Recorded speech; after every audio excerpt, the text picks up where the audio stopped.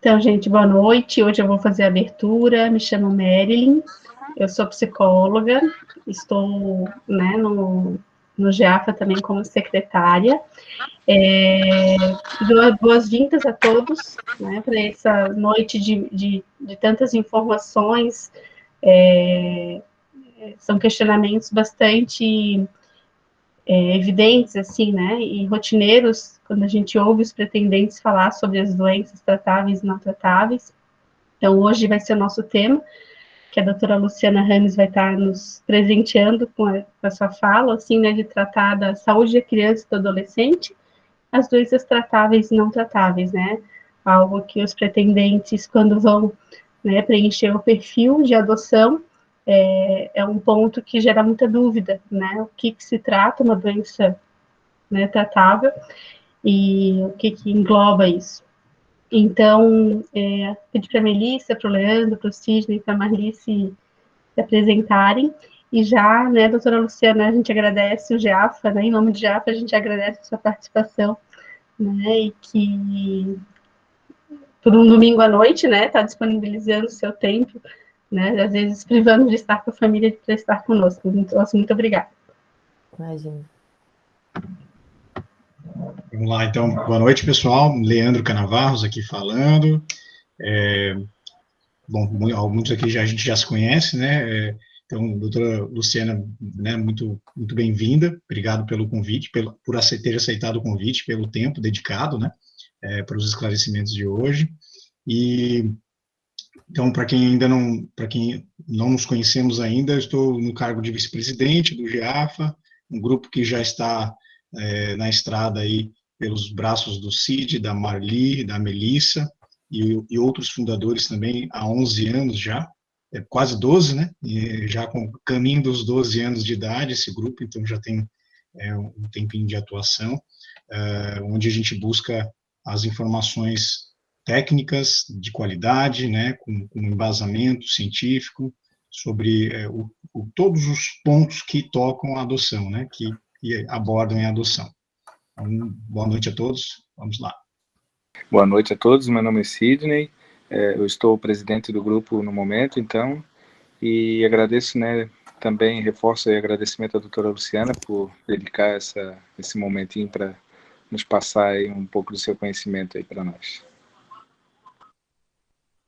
Eu sou a Marli, eu sou uma das fundadoras do GEAFA. Como o Leandro diz, estamos aí há 11 anos nessa luta, né, militando no nosso tema da adoção, buscando as informações, trazendo informações de qualidade, buscando conhecimento para que a gente possa transmitir, acolhendo os nossos pretendentes de adoção.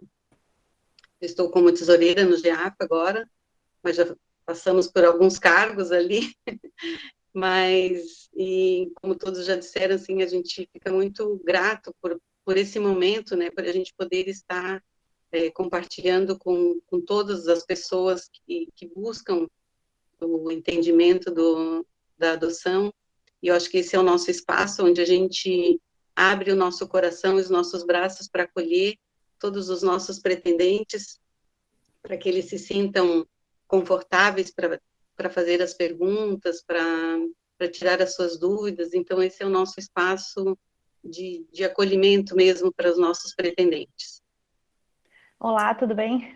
Eu sou Melissa, hoje sou Relações Públicas do grupo e estou aqui tentando ajudar o pessoal que está tentando acessar aqui ainda. E é muito bom, sejam todos bem-vindos, né, à reunião. E é muito bom a gente conversar um pouquinho sobre esse tema que gera tantas dúvidas, né, para os pretendentes e para as pessoas envolvidas com a adoção. Então, com certeza vai ser um momento de bastante troca e agradeço também a doutora Luciana pela disponibilidade. Então, acho que a gente pode seguir a partir daqui, né, Marilyn? Então, a gente vai trazer a doutora Luciana Rames, ela é pediatra e nutróloga, ela foi indicada por uma outra, pela doutora Renata, que foi indicada pelo doutor Max, e então é a corrente do bem funcionando aí pelos bastidores, isso é bem importante, E como nós conversamos antes, o grupo procura buscar realmente, assim, os profissionais da área para que possam dar as respostas de acordo com a necessidade dos nossos pretendentes, né? Então, esse tema, ele é bastante relevante, bastante intrigante, assim, a todos os nossos pretendentes, porque quando acontece o momento da inscrição lá no questionário, enfim, existe uma pergunta que é justamente se você aceita uma criança com problemas de saúde.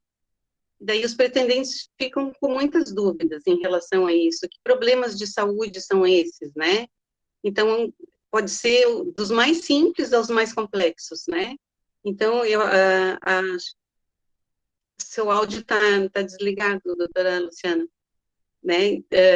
Mas, então, só para contextualizar um pouquinho, eles ficam muito intrigados em relação a essa pergunta, porque eles precisam entender o que significa se aceita com problemas de saúde, né?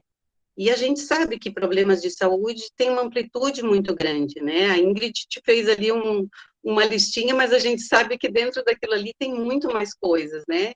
Mas dentro das coisas mais simples, as mais complexas, eu acho que aquilo ali já contempla um pouco das dúvidas que existem entre os pretendentes, né? E depois, se houver possibilidade de a gente abrir para que eles, se algum deles tenha alguma dúvida específica, que a gente possa auxiliar, e se a gente não conseguir auxiliar hoje, fica tranquila que a gente busca respostas e transmite depois. Então, eu passo a palavra para você, Luciana, e se sinta muito à vontade, né, para nos trazer essas informações que você preparou. Esperamos que todos os nossos participantes do encontro de hoje aproveitem tudo aquilo que a doutora Luciana preparou para a gente, e nós todos, enquanto equipe, também sempre aprendemos com cada encontro, com cada profissional que a gente traz, nos ensina muito, porque a gente está sempre contribuindo também para fortalecer as decisões dos nossos pretendentes, né? Então, fique à vontade e a palavra é sua. Oi, boa noite. Agradeço, então, o convite, fico feliz de poder estar conversando com vocês hoje à noite. Eu sou Luciana, sou pediatra, tenho uma especialização em nutrologia também, mas atuo bastante com pediatria. Trabalho no Hospital Infantil Joana de Guzmão, em Florianópolis, na prefeitura e em consultório. E eu fiquei feliz até quando entraram em contato, porque eu me emociono muito com as histórias de adoção que eu já convivi, né? Então, eu atendo muitas crianças que às vezes estão abrigadas, institucionalizadas, né? E costumo falar brincando assim que eu nem vou visitar, porque senão eu ia querer levar todo mundo para casa. Então, quando eles vão consultar, eu atendo e alguns a gente se apega, né? E eu fico muito feliz depois de ver quando essas crianças já estão com uma família, estão sendo bem cuidadas, né? É um assunto que sempre me toca bastante. Na prefeitura eu trabalho com a dispensação de fórmulas, então muitos bebês que precisam de leite especial, né? Ou aqueles maiorzinhos que têm gastrostomia, sonda, então também a gente faz a liberação de fórmula, então também acabo tendo bastante contato. Eu queria deixar vocês bem à vontade, porque eu acho que até o melhor é uma conversa, né? Eu fiz assim, eu acho que não sei, são 4 ou 5 slides só para a gente ter os tópicos e não se perder muito, né? Mas porque eu acho que o mais interessante é tirar dúvidas. Eu vou citar algumas doenças, vou falar alguma coisa genericamente, né? Mas eu queria que vocês pudessem perguntar, porque imagino que seja um grupo bem heterogêneo, talvez tenha alguém da área da saúde, a maioria não, né? Então, eu posso estar falando alguma coisa que não vai ajudar vocês, eu prefiro que vocês me perguntem e a gente vai conversando, tá? Porque doenças são muitas, né, que tem em crianças, né? Eu vou tentar compartilhar aqui a tela com vocês. Eu não sou muito boa nessas coisas de tecnologia, então vamos ver se Peraí, apresentação. Tá aparecendo? Tá. Uhum. Tá. Então, do começo. Tá. Daí só que eu vou falar e não vou ver vocês, né? Só vou... Isso. Uhum. Tá. Então, hoje pensando sobre isso, eu olhei essa figura, essa foto dessa criança, assim, com tinta, colorida e feliz, e me fez pensar nisso, assim, que crianças são seres, assim, especiais, né? Que eles conseguem ser felizes, assim, em meio a muitas adversidades. Então, doenças que às vezes assustam a gente, e a criança é feliz, né? A gente no hospital vivencia muito isso, né? Às vezes a criança, quando está piorzinha, até pode estar caidinha, não querer brincar, mas a gente começa a tratar, começa a ver a melhora, e a criança se anima, e é muito bom de ver isso, né? Então, assim, de maneira geral,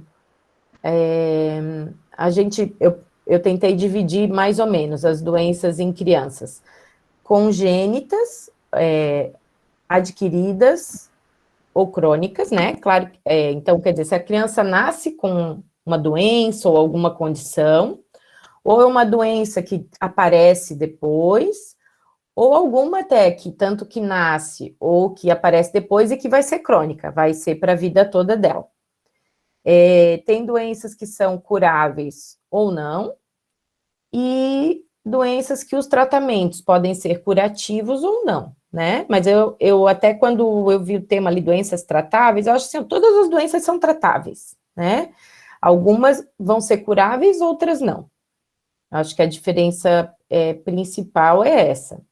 Mas a gente sempre vai buscar algum tratamento para uma melhor qualidade de vida, para um melhor desenvolvimento dessa criança no futuro, e trabalhar com criança, o maravilhoso é isso, assim, porque a gente tem uma janela de oportunidade de fazer diferença na vida de um adulto lá na frente. Então, independente da condição, né, independente da doença que a criança possa ter nascido ou ter desenvolvido, a gente vai dar as melhores condições possíveis para que ela atinja um potencial na vida adulta, seja um adulto feliz, produtivo, né? Então, acho que isso, tanto nós médicos, quanto os pais, as famílias, é o que todo mundo busca, né? Então, falando de doenças congênitas, então, tudo que a gente pode já se deparar ao nascimento, né? Então, um bebê prematuro, e isso quando eu falo nascimento, claro que, né, por exemplo, no caso da adoção, pode ter sido um bebê prematuro e que está já com 3, 4 anos de idade, que ficou com algumas sequelas da prematuridade, né? A prematuridade, quando o bebê nasce antes do tempo, se é pouco, um mês antes, dificilmente vai ter sequelas mais sérias. Mas quanto mais prematuro, então bebês que nascem de 6, 7 meses, a chance de ter algumas sequelas, às vezes na parte auditiva, na parte motora, né, na parte do desenvolvimento cognitivo, às vezes o aprendizado, depois a gente vê que não é tão bom, né, e às vezes também na questão do peso, do crescimento, do tamanho. Então, exige um acompanhamento especial, essas crianças, né? Elas precisam de uma puericultura, que a gente chama, que é o acompanhamento de pediatria de uma criança normal, né? Saudável, mas exige uma puericultura mais focada, assim. Então, é muito variável. Depois nós vamos falar também de condições, assim, de limitações que as crianças podem ter, né? Então, prematuro é uma criança de risco para ter alguma limitação. Mas eles são surpreendentes, assim, eu já vi criança de nascer com 900 gramas e não apresentar sequelas, e tá com 1 aninho batendo palminha, começando a falar as palavrinhas, sabe? Então, as crianças são realmente surpreendentes, assim, nesse aspecto. É muito difícil a gente dizer quando nasce se vai ter sequela ou não vai ter, né? Aí existem algumas malformações, como lábio leporino, fenda palatina, pé torto congênito, displasia do quadril, que são algumas coisas que nascem com a criança e que podem ser corrigidas por meio de cirurgia ou tratamento ortopédico, né?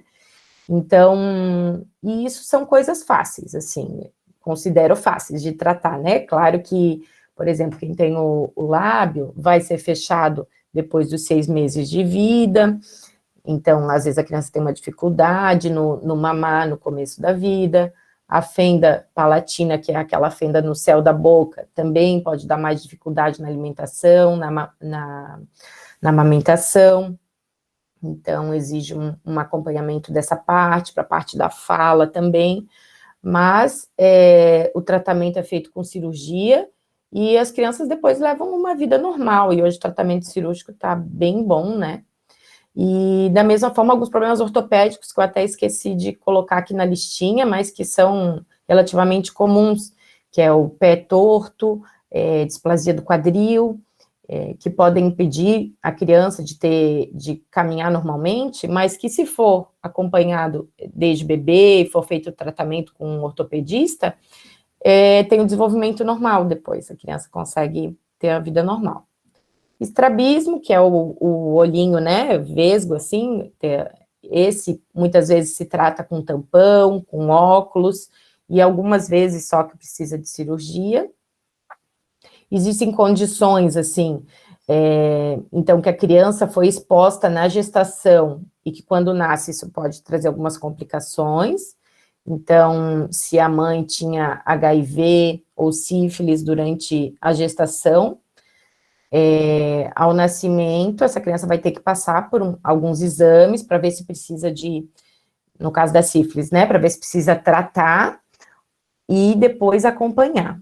Do HIV, a mesma coisa, a criança nasce, vai ter que tomar algumas medicações, fazer acompanhamento com exames regulares, mas a gente sabe que com o tratamento adequado, e hoje, assim, é difícil a gente pegar alguém que tem um HIV não tratado, que esteja, né, muito fora de controle. Hoje, as pessoas estão, de maneira geral, fazendo acompanhamento, e se na gestação a mãe toma o antiviral, no caso do HIV, na hora do parto também fazem uma medicação antiviral, o bebê tem alta da maternidade usando o medicamento, e depois usa também o medicamento para prevenir infecções, a grande maioria não fica com o vírus. A gente acaba tendo certeza só lá depois de 1 ano, mas a grande maioria não fica infectada. A sífilis, se a mãe não tratou direito na gestação, o bebê pode nascer com a doença sífilis, e daí a gente trata o bebê, e apenas se foi, assim, algo muito grave, que pode ter causado uma meningite, né, aí pode trazer alguma sequela, mas de maneira geral também a gente vê que tratando ao nascimento, a gente faz exames seriados até 1 ano e meio, a maioria fica sem problema nenhum. A fibrose cística já é uma doença congênita, é mais rara, né, e é detectada pelo teste do pezinho, que a criança tem problemas pulmonares e também diarreia crônica, então pode ter infecções, não ganha peso, são crianças geralmente pequenininhas e que precisam de maior acompanhamento por parte de pneumo, gastro. Então, por exemplo, no hospital infantil, a gente tem uma equipe da fibrose cística para acompanhar essas crianças, né? E que hoje conseguem ter uma qualidade de vida melhor, que há uns anos atrás era mais difícil. Aí tem outras doenças que eu também vou citar mais na frente, que são as síndromes, que são outras condições que o bebê pode nascer, né? Algumas doenças adquiridas, então, comuns, que podem aparecer em qualquer idade.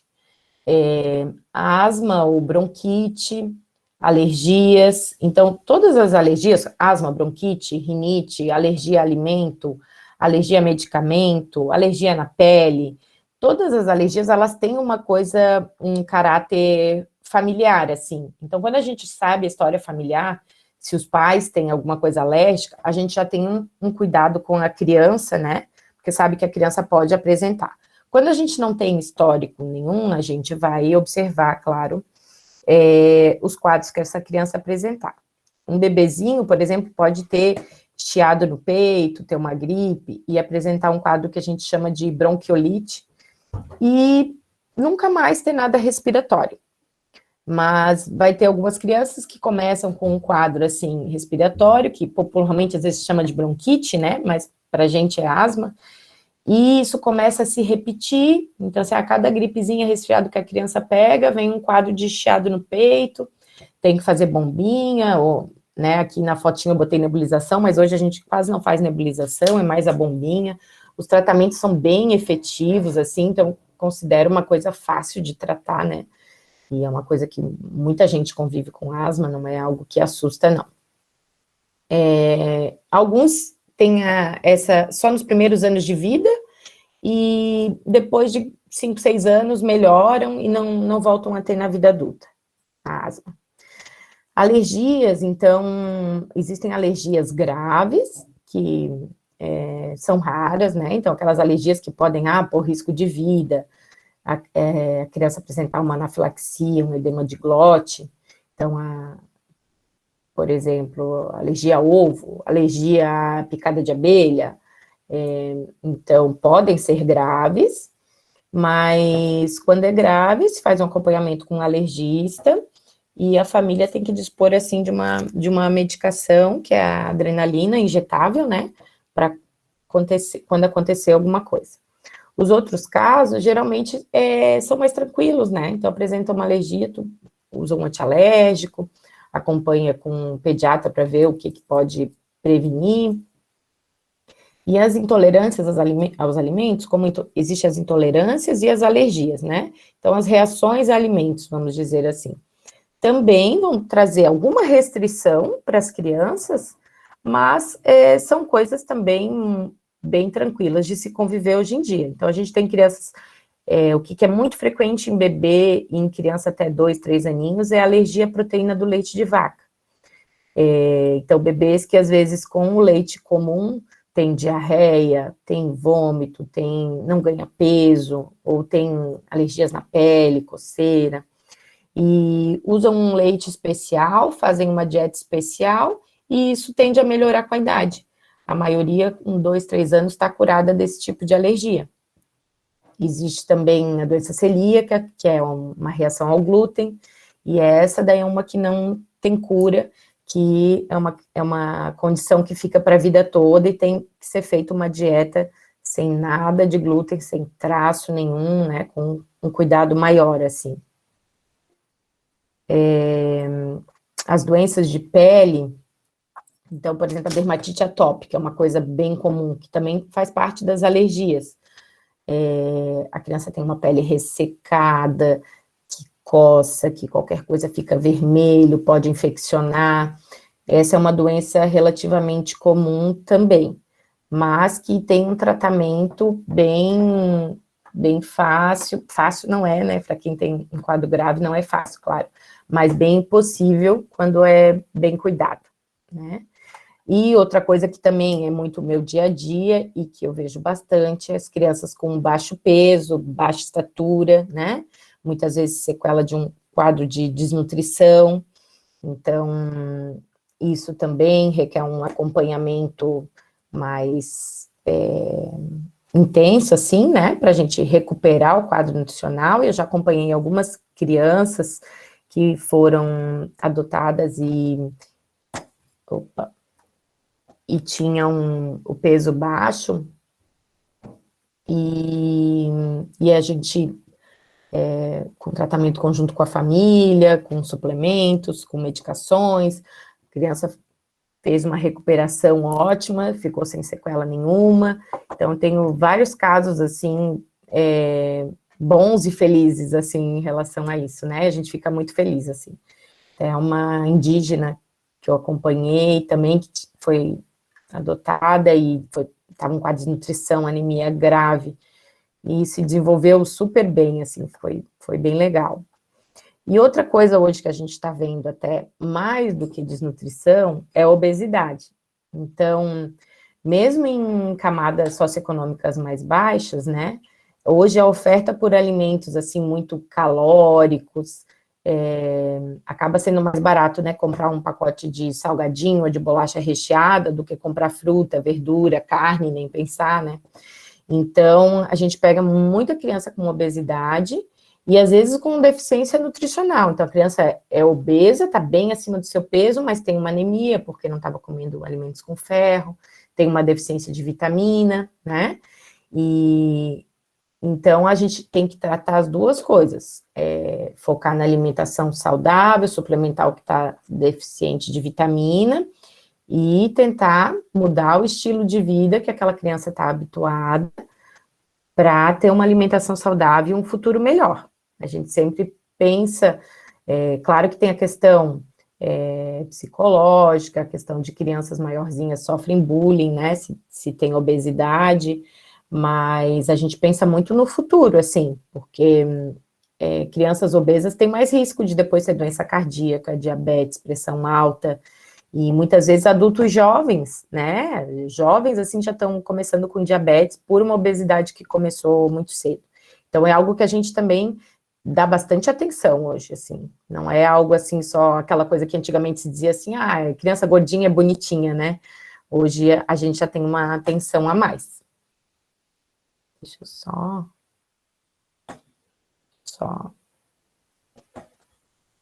Vocês estão me ouvindo bem? Tá tudo ótimo.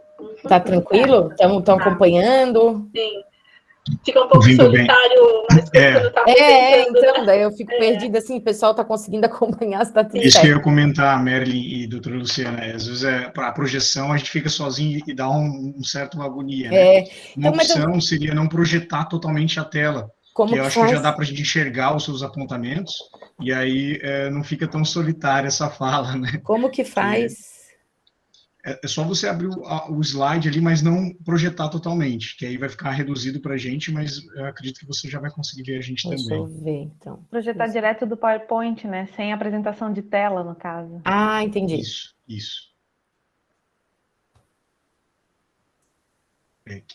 Quem dá aula sabe que é bem complexo. Eu não... Assim, Vamos fazer o seguinte, eu acho que também... estamos vendo, assim, a Ah, apresentação. sim? Isso. Tá. Assim tá ótimo. Uhum. Aí assim tu consegue nos ver, né? Isso, ótimo. Uhum. Ai, que bom, obrigada, estava agoniada. Mas também não tem mais muito, eu só tenho mais uns 2, 3 slides, e depois aí eu queria que vocês perguntassem, a gente pode falar doença por doença, ou pergunte o que quiserem, tá? Ok. Então, aqui já falamos da obesidade. Agora eu não estou conseguindo passar. Daí o jeito é ir clicando mesmo, bem à esquerda ali e clicando no próximo slide de baixo. Não sei se funciona. Não, acho que eu vou ter que voltar para lá. Ai, desculpa, pessoal. Tenho que treinar um pouquinho mais. Não tem problema. Passou pra gente também. Eu voltei para lá. Mas daí eu acho que deu. Então, assim, até quando eu fui fazer esse slide que tinha ali entre os temas que a Ingrid sugeriu, né? Deficiência auditiva, deficiência visual, física e intelectual. Eu sempre paro para pensar um pouco nesse termo deficiência, né? Então, isso é uma discussão, eu sei, bem grande. Eu tenho uma irmã que é psicóloga e tem especialização nessa área, assim, de inclusão. E até fui conversar com ela, assim. Então, para a gente ter esse cuidado para não dizer que a criança é deficiente, né? Então, a criança pode ter uma deficiência, uma limitação numa área, né? E que muitas vezes a sociedade está mais limitada ou deficiente para receber essa pessoa, essa criança, do que a deficiência dela em si, né? Então, o que eu acho, assim, o que eu gosto de pensar? que conforme a gente cuidar dessa criança e conforme a gente vai dar condições para ela, vai ser o futuro dela, né? Então, uma criança que tem uma deficiência visual, nasceu com uma catarata congênita, não conseguiram operar a tempo, e tem a visão bem reduzida, né? Ou é cega. Então, já vi crianças, assim, que chegaram para a gente sem estímulo nenhum. A criança não tem, não, né? A fala, tudo bem, mas ela perdida, assim, não sabe fazer muitas coisas sozinhas, né? Então, agora, se essa criança de pequenininha, você estimula, você ensina ela a vestir seu sapato, botar a sua roupa, a leitura em braille, né? Dá as condições para ela se desenvolver, é um adulto que vai ter uma vida independente, né? Isso que a gente sempre busca, assim, né, nas crianças. Algumas deficiências, então, não vão ter tratamento, digamos assim, para reverter, né? Deficiência auditiva, existe o implante coclear, existem os aparelhos que ajudam, né? E daí vai se trabalhar a questão da fala com fono, ou a linguagem de sinais, ou as duas coisas, né? Então, crianças que têm essa deficiência auditiva, e às vezes a gente descobre só lá pelos 2 anos de idade, porque a criança não fala. Então, isso também já presenciei, assim, às vezes criança que não fala, daí às vezes se achava que era, é pouco estímulo, é porque é desnutrido, aí vai investigar a parte auditiva e realmente a criança não estava ouvindo. Quando a gente consegue descobrir isso, quanto mais cedo, melhor. E daí a criança começa a ouvir os sons com o aparelho e consegue aprender a falar, né? A deficiência visual, por exemplo, se é uma cegueira, né, é irreversível, mas outras deficiências visuais que podem ser por causa de algum, né, até grau, né? Então, uma criança tem uma miopia grave, uma hipermetropia grave, e ninguém tinha visto, na hora que você bota o óculos, a criança vê o mundo de outro jeito, né? Então, essa é uma coisa relativamente simples, né? A deficiência física, que daí tem muitos tipos, né? Então,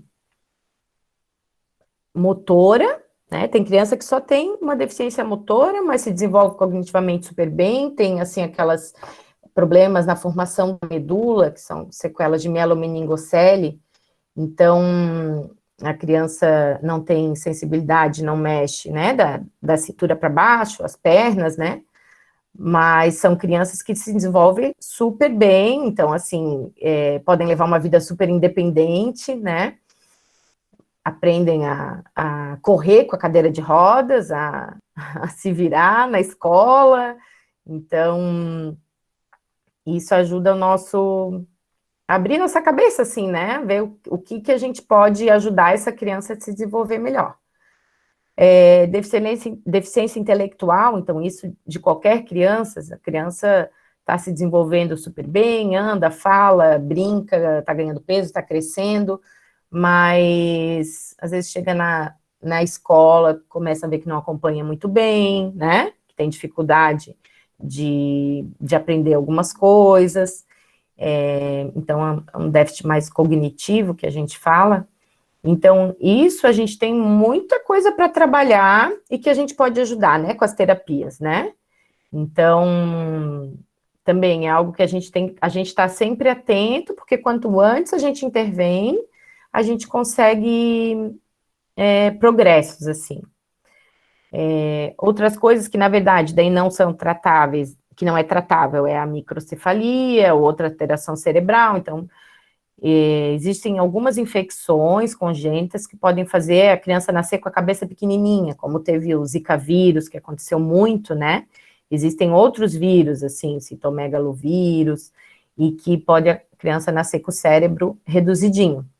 E isso levar a atraso de desenvolvimento, alguns problemas, né, no desenvolvimento da criança, mas daí não seria algo que a gente vai ter um tratamento curativo, né? Vai ser como as deficiências que a gente pode ajudar com terapias a criança a ter uma vida melhor, né? Em um futuro melhor. O autismo é uma coisa muito frequente, né? Hoje, assim, a gente está vendo muitos casos de autismo, não tem ainda bem uma explicação do porquê, mas é algo que a gente começa a perceber na criança por volta de 1 ano de idade, 1 ano e meio, 2, e principalmente quando a gente vai percebendo que aquela criança não está falando, não faz contato com outras pessoas direito, não conversa, não interage, porque mesmo sem falar, às vezes uma criança com deficiência auditiva, mas ela se comunica por gestos, ela olha para ti, ela sorri, ela pede a tua atenção, né? E a criança autista, ela tende a ficar mais no seu mundinho, uma criança às vezes mais quieta, que às vezes até os pais acham que, é tão boazinha, ela não incomoda, né? Porque ela fica no seu mundinho ali, não pede muito, não exige muito. E as síndromes que são várias, né? Então, a que a gente mais conhece é a síndrome de Down, né? E provavelmente vocês devem, em algum momento, ter falado só sobre isso, eu imagino, mas as crianças com síndrome de Down, quer falar? As crianças com síndrome de Down também, hoje o diagnóstico é bem cedo, e começa um acompanhamento e terapias cedo, e a gente está vendo hoje muitos adultos com síndrome de Down trabalhando, casando, tendo uma vida produtiva, feliz, né? A gente sabe que eles têm mais problemas de saúde, então tem risco maior de ter doença de coração, de problemas de obesidade e tal, mas com o acompanhamento adequado, a gente vai diminuindo os riscos e eles vão tendo uma vida melhor do que há uns anos atrás, assim. Vou botar só umas fotinhos aqui.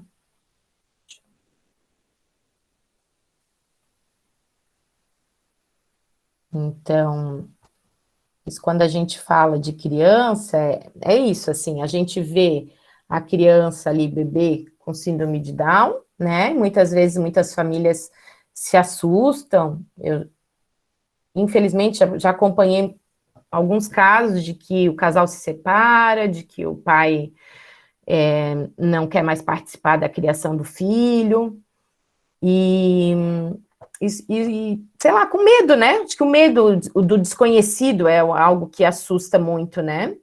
Mas hoje o que a gente vê é muitas crianças e adultos com síndrome de Down, assim, felizes, trabalhando, são modelos, fazem esporte, fazem academia, então é apenas uma condição, né? Não é uma limitação, assim, para a vida toda.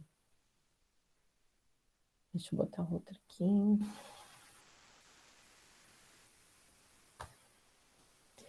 Então, acho que independente da condição, a gente fala, às vezes, nessas situações mais extremas, como Down, como uma criança que que é cadeirante, né?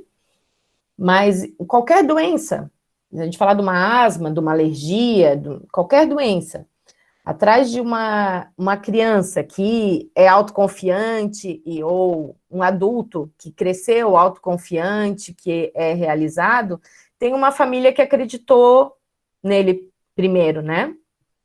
Então, acho que isso é o mais importante para mim quando eu penso assim em doenças crônicas, em criança, em condições, em limitações, é a família ser esse suporte de confiança, né? Se a família se amedronta, esconde a criança, sei lá, tem receio, não quer que a criança faça isso, não quer que faça aquilo, a criança cresce assim também. Agora, eu tenho alguns casos, como essa foto dessa menininha, isso aqui eu peguei da internet agora, né? Mas como essa menininha na cadeira de roda ali, de crianças que, correm com a cadeira de roda. Corre, chega no hospital conversando com a gente, mostra isso, mostra aquilo, não param quietas, são crianças normais, com essa limitação de que não andam com as suas perninhas, né? Então, a família é a base para isso, né? Então, se tem uma família que dá esse suporte, a criança voa. E só vou mostrar para vocês aqui a minha família. para daí a gente conversar. Então, esses são meus pequenos. Esses são os meus pequenos. Eternos pequenos, né? O mocinho ali de blusa preta hoje já está maior que eu, que essa foto é de 1 ano e meio. Uhum. Já está maior que eu. Sim. Tá, então deixa eu até parar aqui de compartilhar. E daí eu queria que a gente conversasse, que eu acho que é o que é mais legal, assim, né? Sim. Marli, queres?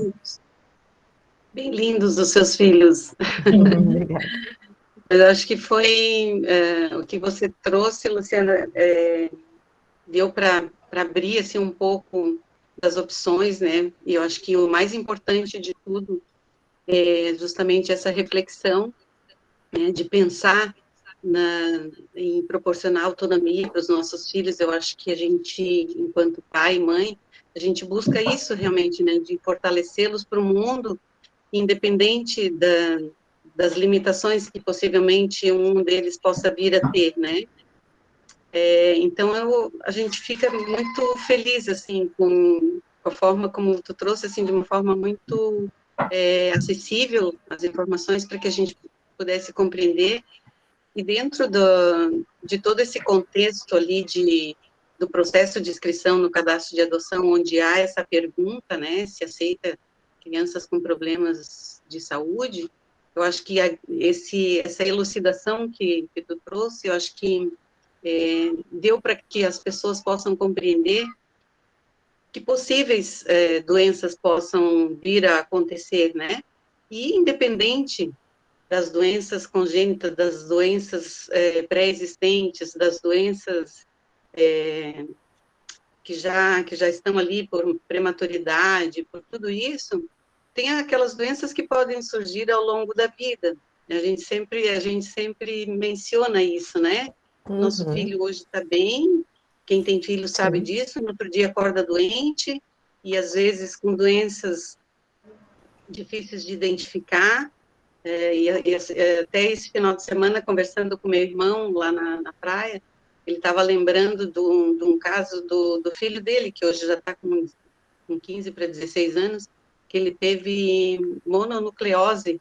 Acho que é essa a doença, né? Mas uma doença que surgiu quando ele tinha, acho que 9 meses de vida, e foi muito difícil de identificar, e uma doença que surgiu. E, então, assim, pode acontecer qualquer tipo de doença, e o que nós vamos fazer, né? Então, o que nós, enquanto pais, podemos fazer numa situação como essa? Buscar ajuda profissional, realmente buscar o socorro, buscar as orientações, buscar o tratamento. Eu acho que isso é o fundamental, né? Buscar dar as condições para os nossos filhos, para que eles se fortaleçam nas suas limitações, nas suas dificuldades. Eu acho que é bem isso, assim, eu acho que é muito, nada é, como a gente diz aqui no grupo, né, a gente sempre fala que não existe uma receita de bolo pronta, né, tudo o ser humano, ele é muito imprevisível, então a gente acorda, deita bem e acorda doente, a minha mãe usava essa expressão, né, a gente deita bem e acorda doente, então é natural do ser humano, mas é importante que a gente faça essa reflexão dentro do grupo, nessa questão do nosso espaço de preparação, justamente para que haja essa reflexão para essas possibilidades. E se acontecer, eu vou me separar, eu vou devolver, o que vai acontecer? Então, assim, a gente traz isso assim de forma bem contundente mesmo, para que a gente pare para pensar sobre, né? Se acontecer alguma coisa. Eu, infelizmente, acompanhei uma história de um casal que se separou, que o pai não deu conta. Era um processo de adoção, a criança foi adotada, mas ele tinha um problema de saúde e a mãe acabou tendo que enfrentar, depois de um certo tempo, o tratamento sozinha.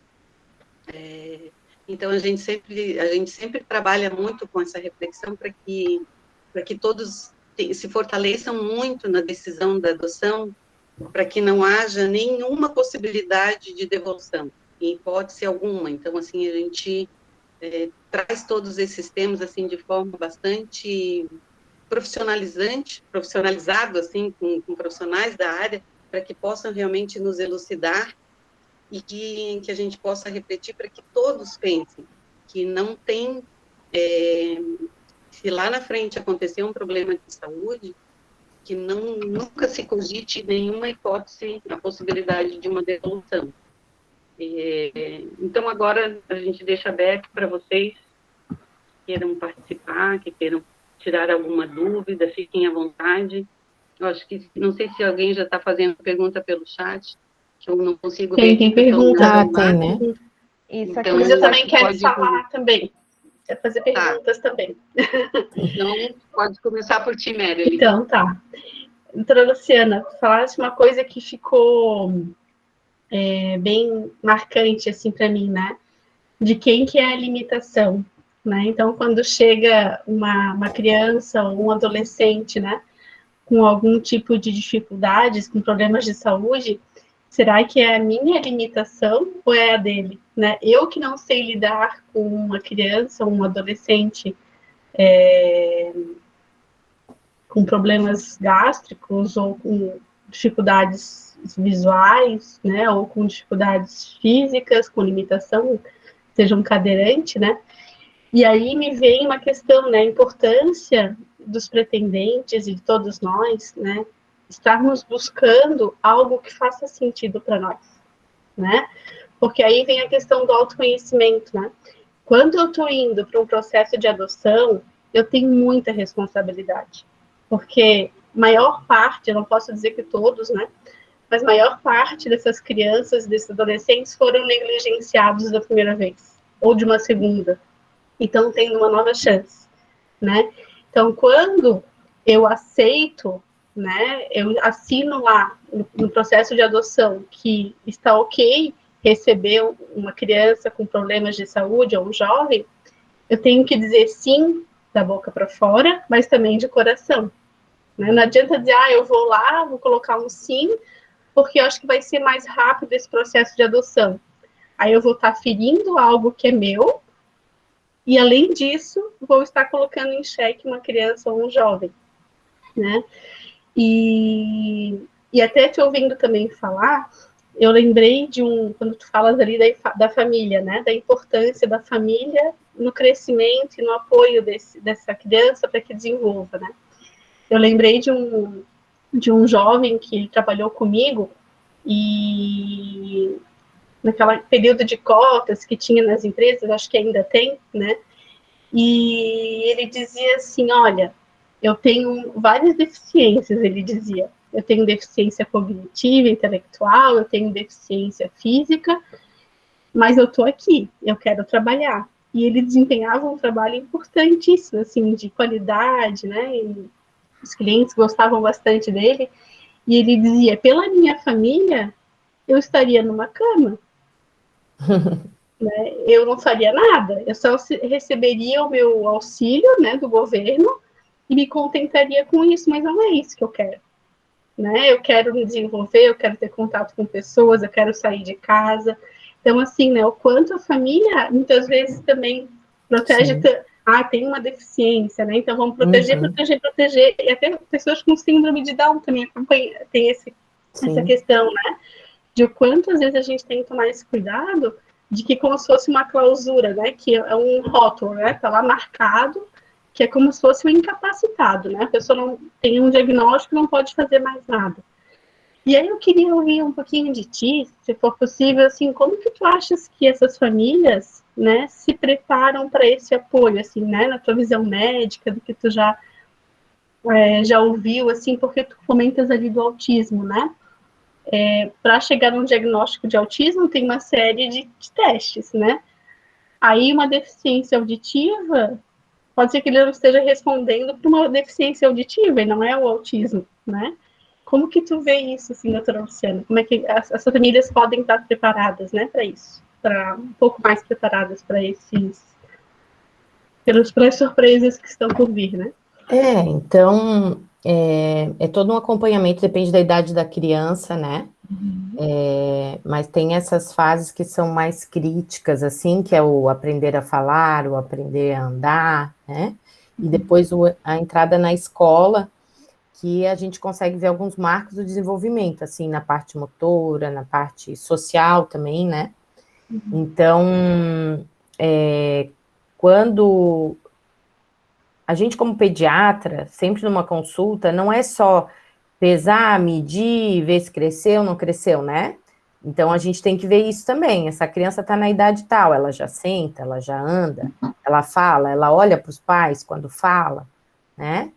E a gente tem que sempre descartar outras condições, né? Porque tem alguns diagnósticos, eu vi que alguém ali também pediu para falar de TDAH. Então, tanto TDAH quanto autismo são 2 diagnósticos hoje muito frequentes. E às vezes a gente fica na dúvida, é um excesso de diagnóstico ou realmente tem criança doente, né? Então, a gente tem que ter algum cuidado de excluir algumas coisas. Então, a família é muito importante para observar essa criança e trazer essas informações para a gente. Nessa situação agora de pandemia, muitas crianças com atraso na fala, porque ficaram só em casa, vendo televisão ou com celular, né? Não tiveram contato com outras pessoas, então, para estimular essa coisa da socialização. Então, tem tudo isso. Tem crianças que parecem ser autistas, mas não são. Na verdade, são crianças que não estavam sendo estimuladas adequadamente. E isso eu presencio no consultório. Então, às vezes, famílias com poder aquisitivo bom, pais com uma formação boa, mas que essa pandemia tirou todo mundo do eixo, né? Os pais trabalhando em casa, que parece estão mais próximos do filho, mas, na verdade, tem que trabalhar e a criança fica ali na frente da TV. E se está quietinha, não está incomodando, melhor, né? Daí a pessoa consegue fazer suas coisas. Só que as crianças têm horas na frente de uma TV de um celular e não desenvolvem outras habilidades. Então, crianças que não falam, que chegam às vezes no meu consultório, eu chamo pelo nome, ela não me olha, aí a gente fica pensando, realmente, a criança não ouve? E daí a gente começa a investigar tudo isso. A gente vai ver a parte auditiva, a gente vai o quê? Orientar a parte de estímulo, né? Então, assim, coisas que eu vejo quase milagre de um mês para o outro, se a gente tira as telas, se a gente pede para os pais sentarem com essa criança e conversar olhando para ela, ler historinha, sabe? Fazer brincadeiras dando nome às coisas, que são coisas que para a gente parece às vezes tão básico, né? Mas a criança está aprendendo. E a televisão é uma coisa 2D, e que não responde ao que ela fala, pronta, ao que ela né? reage. Então, é estímulo, é colorido, eles adoram, mas para estimular a criança não é bom. Quanto menor a criança precisa disso, de conversa, do tipo, ele apontou para a bola. Você quer a bola? Vamos pegar a bola, então. Ela aprende assim, com a gente repetindo, olhando os nossos lábios, né? Então, às vezes a gente orienta só isso, assim, vamos tirar a tela, aí vamos marcar o exame da audição, vamos marcar uma fono, mas em um mês a criança começa a aprender as palavras, começa a prestar atenção nas pessoas, sabe?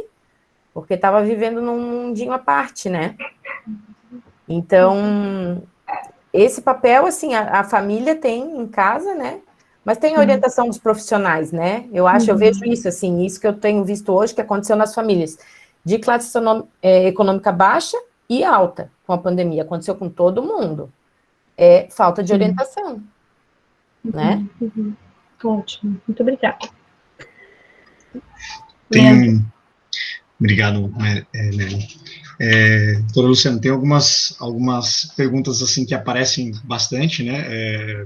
Com o trabalho com os pretendentes, enfim, em eventos, quando a gente vai ao fórum, nas palestras, nos encontros, né? Antes da pandemia, e alguns agora virtual, mas enfim, perguntas mais objetivas e também reflexões que me tocou também, Marilyn. A Marilyn apontou bem próximo do que prestei atenção, justamente quem é que não está preparado para lidar com algumas questões pontuais, né? Será que é aquela criança, aquele adolescente, ou somos nós, os adultos, que ainda não internalizamos, né, essas possibilidades, né? Trabalhar um ponto ou outro de limitação não quer dizer que aquela criança ou adolescente não tenha outras habilidades magníficas, né? E aí muda a perspectiva, né? Então, esse ponto subjetivo que você nos trouxe, assim, traz uma reflexão muito interessante, né? E aí eu coloco que assim, a sociedade ela vem evoluindo, né? Assim como ela vem evoluindo em busca da inclusão dessa criança e adolescente, né? E aí eu coloco um pouco da visão jurídica, né, que sou advogado, então eu coloco um pouco dessa visão jurídica, que um exemplo é a lei, é o Estatuto da Pessoa com Deficiência, que talvez alguns já tenham ouvido falar, que é recente até, de 2015. Então, o Estatuto da Pessoa com Deficiência, né, na verdade é uma lei que busca a inclusão da criança e adolescente, porque ela tenta mudar o paradigma de como a gente encara certa limitação de um sujeito, né? E não excluindo da sociedade, ou como exemplo ali, vamos medicar, fica em casa. Não, pera lá, esse ser humano, ele é produtivo, ele interage, né? Ele tem saúde, né? Enfim, então isso é muito interessante, essas provocações que vieram a partir da sua fala, né? E assim como a gente via antigamente, que a educação era pautada muito na violência, né? A violência física mesmo, os castigos com as crianças e adolescentes, castigo físico, um castigo verbal, e a sociedade evolui e a gente vê que esse não é o caminho, não é a violência que vai mudar, pelo contrário, às vezes a violência vai trazer prejuízos, né? Muitos aqui foram educados também com tapas, com um certo tipo de violência, ou verbal, ou os dois, o físico, enfim, mas a gente sabe que isso às vezes deixa marcas, feridas, etc., então não é um caminho, e aí a questão da saúde também vem como um todo, né?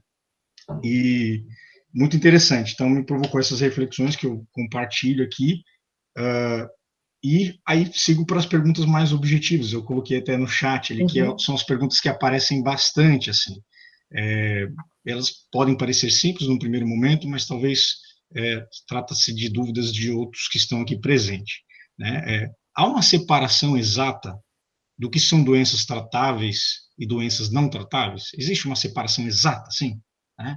E aí, já sabe que a segunda e a terceira, que são bem uma próxima da outra.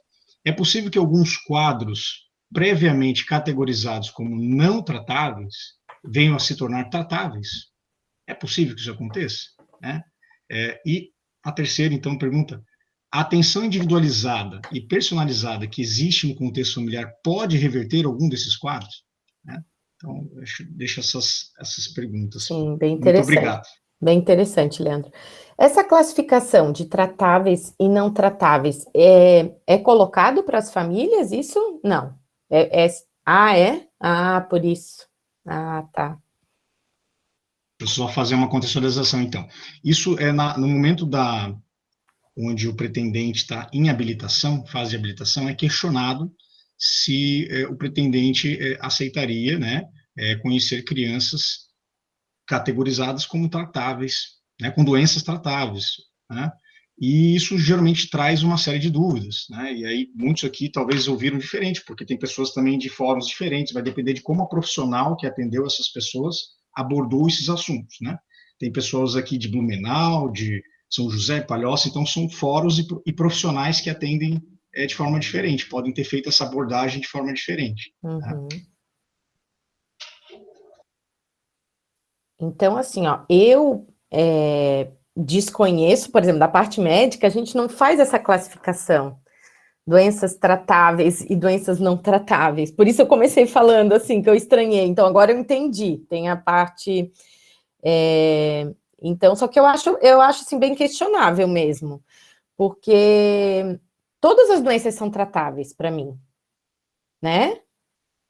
Assim, mesmo que for um câncer que não tenha uma boa expectativa de vida, mas é tratável, você vai continuar tratando, né? Mas talvez seja coisa de serem condições mais permanentes ou não, né? Isso, temporário ou permanente, eu pensei nisso também. E que também não tem como a gente dizer no futuro se aquilo ali é permanente ou não, né? Então, algumas condições a gente pode reverter, então, que é isso que o Leandro perguntou, né? Então, não sei se vocês querem, vamos pensar em exemplos assim. Vou citar um exemplo bem simples, do caso da filha da Melissa. Ela nasceu com uma hérnia umbilical, que não precisou fazer absolutamente nada. Mas a Melissa respondeu que aceitaria uma criança com uma doença tratável. Então, como tu falou ali, entendeu? Porque, assim, como a gente falou ali no início, é tão abrangente e e, assim, tão delicado, né? Porque eu acho que o que é importante quando se faz uma pergunta ou se é abordada uma família para adoção de uma determinada criança. Qual é a doença? Ela é tratável e curável? Essa doença tem cura? Tem, vamos tratar, ok, vai curar, vai melhorar, ou ela vai viver sob esse tratamento e vai ter uma vida normal, natural. Ah, tem doenças, como tu citou ali algumas, né, da síndrome de Down, é uma doença que não tem cura. Ela tem um tratamento para que a pessoa tenha uma qualidade de vida, né, tem uma expectativa de vida um pouco maior. Hoje, a gente já sabe que isso melhorou bastante, existe bastante tecnologia já a esse favor, né? Então, assim, é muito complexo para a gente trabalhar uma por uma. Então, o que a gente busca aqui, né? Eu acho que contextualizar, assim, o que seria, quando for feita uma pergunta como essa lá na hora da minha inscrição, que a pessoa tome conhecimento de que doença é, né? Por exemplo, lábio leporino, palatino e tudo mais, assim. É uma doença que tem cura, porque ele vai fazer todas as cirurgias, é um caso também que eu acompanhei. O menino hoje está com 18 anos, foi um menino que a gente acompanhou todas as cirurgias dele no infantil. Ele nasceu com lábio leporino e a fenda palatina toda em aberto. E hoje, assim, ele faz fono, ele usou aparelho, ele vinha lá de São Miguel do Oeste para fazer o tratamento aqui no hospital infantil. Perfeito, hoje ele está casado, está com 19 anos, já vive com uma outra moça lá e vida que segue, então. Uma doença bastante delicada, foi muita cirurgia, ele já fez, acho que umas 15 cirurgias, e ele leva uma vida normal, ou seja, então é uma doença que houve um tratamento longo, mas teve a cura, né?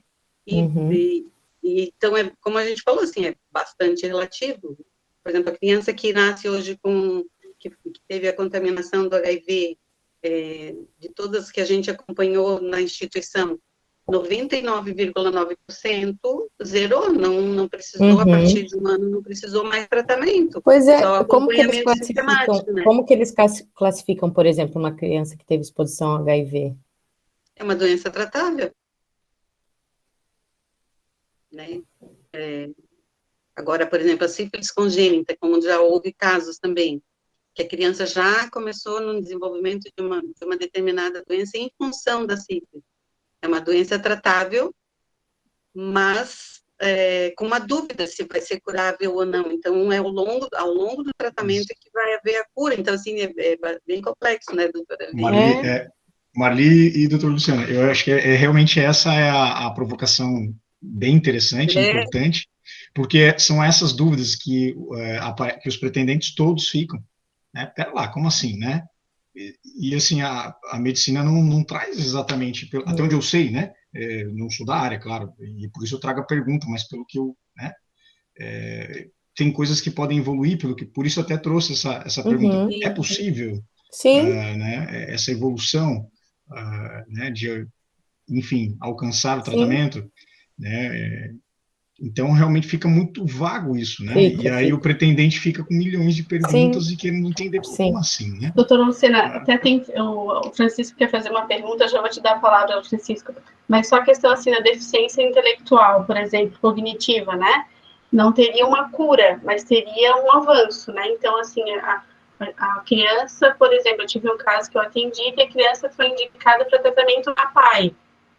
Quando ela chegou na família adotiva, ela foi tão estimulada que foi descartado. O antigo diagnóstico caiu por terra. A família estimulou tanto que não tem necessidade de acompanhamento pela PAI, porque ela já apresentou todos, né? Mas em alguns casos, uma deficiência cognitiva severa é algo que talvez tenha um avanço, mas não vai chegar, por exemplo, ao mesmo padrão das crianças de 10 anos. Né, o que se espera de uma criança de 10 anos, por exemplo. Né? Francisco, queres fazer uma pergunta?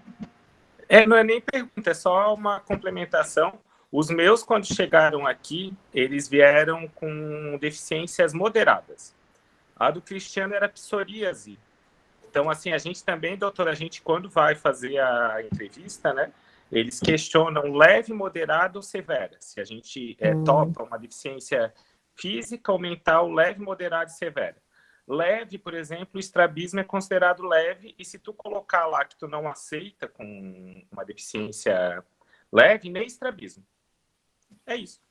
Ah, entendi. O Francisco foi o é meu pai de caso, 5 porque filhos. É mesmo? Só para 5? contextualizar, exato. Oh, que legal. No meu caso, por exemplo, que era a questão da hérnia, né? Uma hérnia umbilical, que, né, bem comum, inclusive, mas por conta disso, outros pretendentes que estavam na época também aguardando, né, acabaram não sendo chamados, no caso, né, por causa disso, porque não colocaram que gostariam, ou que aceitariam, né, uma doença tratável. A gente... Com qualquer tipo, o que eu entendo, né, ali continuando o que estava falando, é que qualquer tipo de doença que requeira algum tipo de tratamento, para esse processo já é considerado, né, doença tratável. Pois é. Então, eu entendo que é isso, assim, quando a criança já apresenta, no momento que ela fica disponível para adoção, algum tipo de necessidade de tratamento, independente de qual seja, já entra nessa espécie de classificação, né? Então, assim, ó, vamos contextualizar. Meus 2 filhos são biológicos, né? O João Miguel teve hérnia inguinal, teve que fazer uma cirurgia com 3, 4 anos. A Alice teve alergia à proteína do leite de vaca e refluxo, então ela ia ser um bebê que eles iam dizer que era doente, assim, né? E que ficou curada, ficou super bem, tá ótima, né? Então, assim,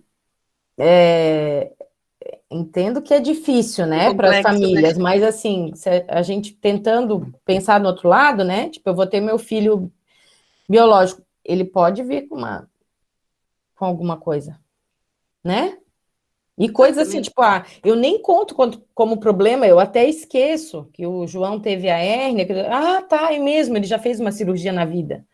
Levaram pontos, né, já os 2 já levaram pontos, já. E a outra teve alergia, então foi 2 anos de muito cuidado, de dieta, de remédio para refluxo, mas passou, né? E eu vi que alguém perguntou ali também. Segue, né? Isso, eu acho que faz parte, né? Faz parte da vida, né? Então, qualquer um tá sujeito, né? Não só nossos filhos, a gente também, né? Mas eu vi que tem algumas outras pessoas escreveram ali, né? Da HIV acho que já foi respondido, né? E agora a última do Elton, né? E as doenças mentais, tipo depressão, ansiedade, etc. Assim, crianças tomando ansiolíticos, pode ser tratado e curado? Então, a gente tá vendo um aumento bem grande, assim, nas doenças mentais, né? Já estava tendo um aumento, mas com a pandemia aumentou muito mais, né? Então, também são doenças super tratáveis, né? Curáveis vai depender, né? Então, vai depender se aquilo tem um componente genético, né? E isso eu digo mesma coisa na minha família. Tem casos que os pais têm depressão e o filho já começou de criança e, sabe? Mas tu vai tratar, vai acompanhar, né? E não quer dizer que vai tomar medicação sempre, às vezes é terapia, às vezes é ter alguns cuidados, né, vamos praticar esporte, vamos ter outras coisas que ajudam, né, e algumas crianças podem, por exemplo, chegar para vocês com um quadro desse, acho que deve ser muito comum, né, de ansiedade, depressão, déficit de atenção, ou quadros que pareçam autismo, e que com os cuidados, com os estímulos, a atenção, o amor, a segurança que a criança começa a sentir, isso vai melhorando. Eu acho que isso é bem, bem comum. Assim. Fundamental, né? É fundamental. E que dias tristes e dias ansiosos são diferentes de transtornos, né? Sim, Uma coisa, todos nós temos dias tristes e dias com ansiedade, e que são positivos, de alguma forma, né? A questão é quanto tempo está demorando isso, né? E a severidade disso tudo, né? Está trazendo algum prejuízo, né? Então, criança a gente vê muito em relação à escola, às amizades, né? Então, quando passa por alguma mudança, imagina assim, a mudança de família, né? Mudança de local de moradia. Então, é comum passar por períodos de ansiedade, ou não vai bem na escola, ou, né, até meio agressividade, mas são coisas que têm tratamento, né? Produtividade na escola, desempenho escolar. Gabi, quer falar? Sim. Primeiramente, eu vou falar enquanto professora, né? Eu estava refletindo sobre isso esses dias com uma colega, que a gente percebe que as famílias que menos amparam os filhos quando a gente solicita são as que os filhos mais necessitam de ajuda, né? Então, eu estou com uma mãe lá que eu estou chamando quase que o ano inteiro, agora que o menino está reprovando, ela apareceu, surgiu, né? E a gente percebe que a criança não é a culpada, não que a família também seja culpada, mas a atenção que a família dá nesses casos de ansiedade, depressão, eu acho que auxilia muito. Eu não vou chegar a dizer que cura, mas auxilia muito, né? Como a gente tem falado. Agora, em relação à questão de doenças tratáveis e não tratáveis, eu acho que foi um dos nossos primeiros encontros do GEAFA, o tema era esse. E fez eu refletir bastante, hoje eu reflito de novo, até que ponto vale a gente ter essa... Claro, eu entendo que é uma questão jurídica, né, que a gente é obrigada a decidir na pretensão, mas até que ponto vale a gente decidir? Porque vamos supor, assim, no caso de um recém-nascido, você coloca que não quer com doença tratável, e se depois, como no caso da minha prima, ele veio, ele nasceu saudável, e lá pelos 2 anos identificaram a síndrome do X frágil, né? Então, até que ponto vale a gente ficar selecionando? Eu fico pensativa sobre isso, né? Se é tratável, se é não tratável, sendo que, no fim das contas, é como se fosse o destino que colocou no teu caminho, e teu filho vai ter que ser daquele jeito, e ponto final, né? Mas é uma filosofia jurídica que não compete a nós resolvermos, né? Mas eu acho que a intenção é tentar diminuir as devoluções. Né? Uhum. Para fazer as pessoas pensarem um pouquinho mais. Como é rico, né, essa troca, né? Então, temos uma médica presente, uma psicóloga, professora, assistente social, mães e pais por adoção, advogado, então, muito rico mesmo essa troca. Mas aí eu acrescento também que essa classificação, né, para os pretendentes, coloco como informação para a gente continuar refletindo, ela tende a se extinguir, tá? Isso é algo realmente que a doutrina de vanguarda, né, de quem está à frente, né, buscando aí a evolução do direito da criança e adolescente, que reconhece a criança e adolescente como sujeito de direitos, né? Por muito tempo o adolescente foi tratado como objeto do adulto, né? Que não tem voz, não tem palavra, um infante, aquele que não fala, né? E isso não existe mais, né? O menorismo, né? A doutrina da situação regular, isso é uma visão histórica aí, onde tratava-se a criança e adolescente como objeto, né? E aí a palavra menor, né? Isso até está em desuso, não se utiliza mais essa expressão por conta da carga negativa que ela traz, né? Então, por isso a criança e o adolescente, sujeito de direitos, um sujeito em situação especial de desenvolvimento, né? Ela precisa de uma atenção diferenciada, seja qual for, e aí a deficiência que ela tiver, como a doutora Luciana colocou aqui, serão dadas as atenções específicas, porque é um sujeito com uma condição especial em desenvolvimento. Perfeito. Tem mais alguma pergunta no chat, Mary? Não, mas se alguém tiver também, quiser abrir o microfone, quiser fazer alguma pergunta. Eu gostaria de fazer uma pergunta. Passa. Boa noite a todos. Boa noite. Doutora Luciana, pegando o gancho ali da Gabriela, que ela disse que a colega, não me recordo, a prima, que com 2 anos foi identificado a síndrome de X frágil. Não se identifica no teste do pezinho essa doença? Não.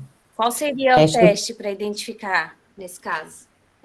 Assim, a gente não tem teste para detectar todas as síndromes, seria um teste que chama Exoma, que vê todo o DNA, E esse teste custa, tipo, R$ 5.000, sabe? Então, a gente não faz esse tipo de exame de rotina ou quando nasce, né? Então, existe, assim, o teste do pezinho básico, que é o que o posto de saúde faz, que ele vê, eu não sei se agora tá 6 ou 7 doenças, né? Então, que são as doenças que tem que descobrir rapidamente e tratar rapidamente para não dar sequelas. Então, o objetivo do teste do pezinho é esse. Então, por exemplo, hipotireoidismo congênito. A criança nasce com um problema na tireoide e não produz hormônio. Se a gente não descobre no primeiro mês de vida, essa criança vai ter sequelas. Se a gente descobre no teste do pezinho, que é feito além do 5º dia, aí o pessoal já faz o exame, vê que tem alteração, avisa, manda chamar a criança, começa a dar o hormônio, a criança vai ter uma vida normal, né? A chance de ser tudo normal. Então, essas doenças mais graves e que tem que tratar rápido são detectadas no teste do pezinho comum.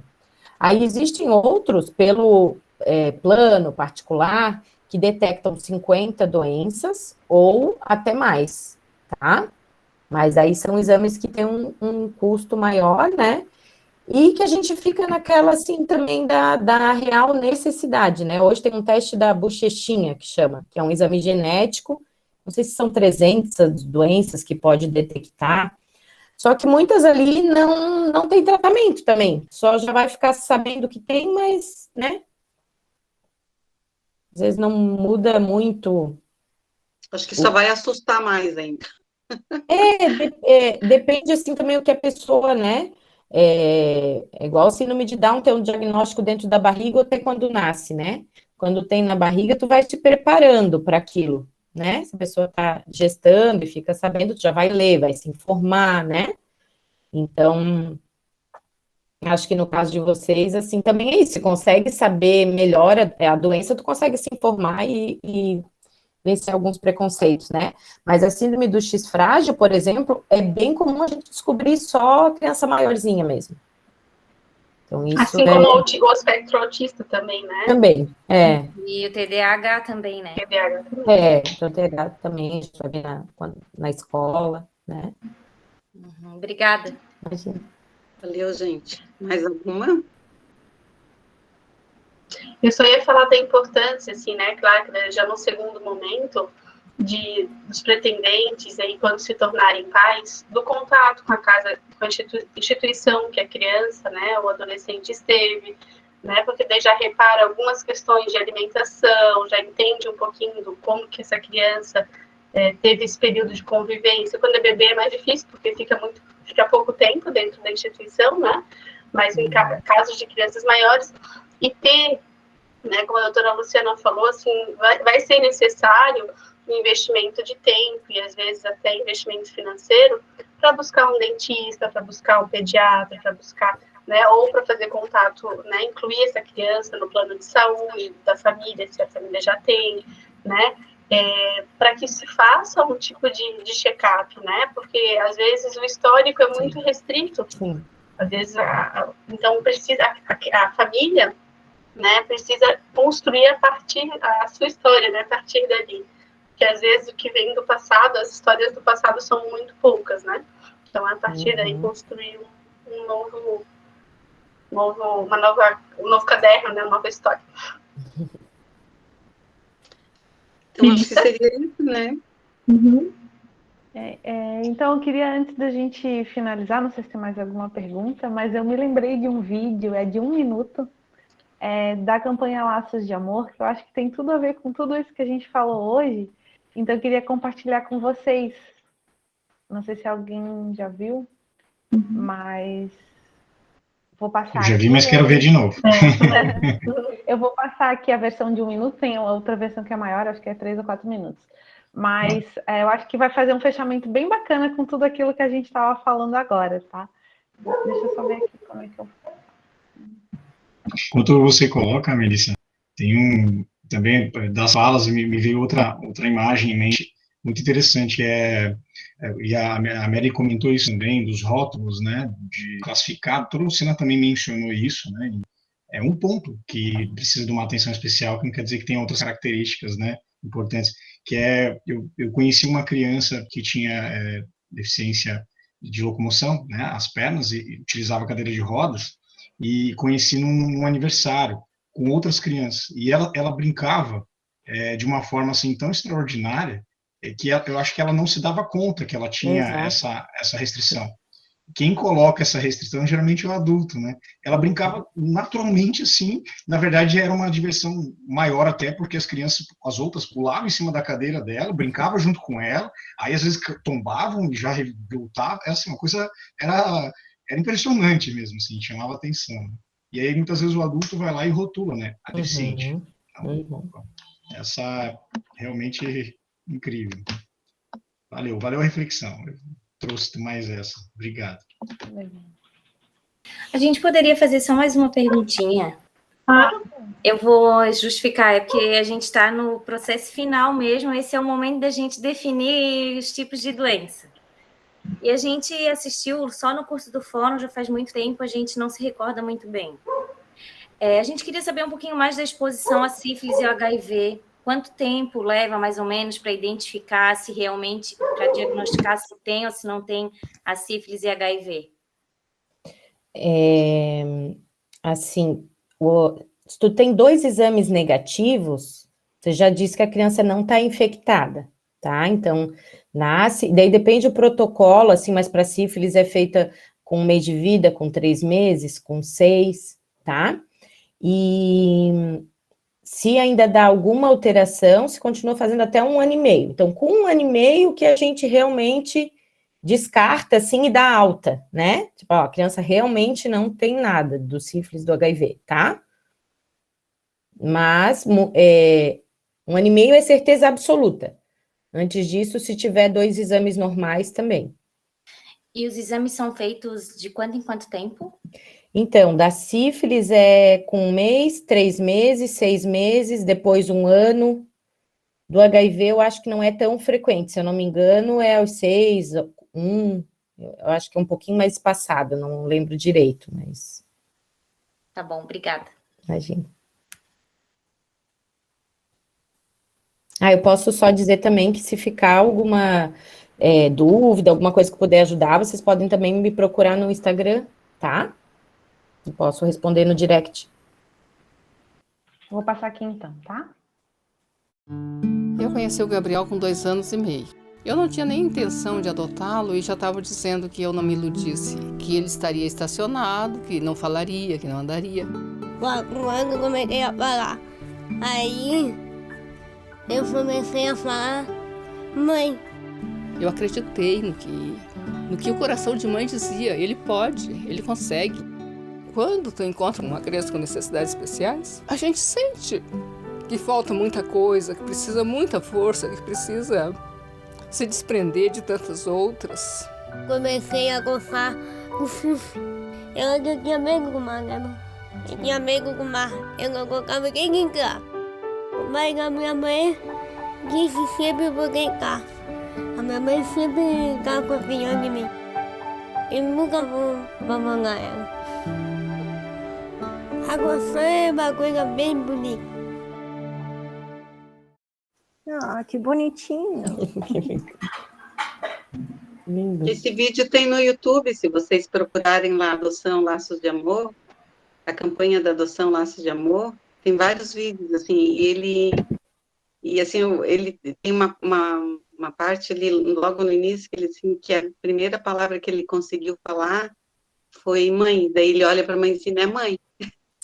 Sabe, é muito, muito querido, assim, muito emocionante mesmo. Ótimo. Acho que podemos encerrar, então, né, gente? Fazer a nossa foto oficial da reunião online. Melissa, tu fazes? Todo mundo no X. Peraí, o Rodrigo estava pegando água e já está vindo. Passa o perfume aí, vamos bater a foto. Vamos lá. Estou com uma luz aqui bem em cima de mim. Então, quem puder abrir a câmera, só lembrando de quem não colocou o nome e a comarca no chat, né, para colocar, para que a gente possa fazer os nossos registros. Na lista de presença, né? Isso. Todos prontos? Abacaxi. 1, 2, 3 e já. Opa, tem gente abrindo a câmera ainda? Já. Faz mais uma. Vou ver se deu certo aqui. Mais uma. Pronto. Valeu. Deu certo. Aí. Doutora Luciana, mais uma vez. Obrigado. Obrigada também. Pela sua participação. Obrigada também, parabéns. Vamos lhe dirigir algumas perguntas ainda depois. Isso, estou à disposição, tá? Nós temos um grupo Amigos do GIAFA, onde algumas pessoas, é um espaço também para troca de experiências e discussões, temas voltados à adoção. Então, ali eles nos fazem algumas perguntas, então, se a gente não puder responder, eu passo para ti daí. Tá joia. Muito obrigada, nossa gratidão, e obrigada pela participação. E boa sorte para todos os futuros pais aí, bastante amor para vocês. Boa noite, gente, boa semana a todos. Boa noite a todos. Obrigado, boa semana. Até dezembro, Isso, tchau, próximo em tchau. dezembro. Tchau, tchau. Gente.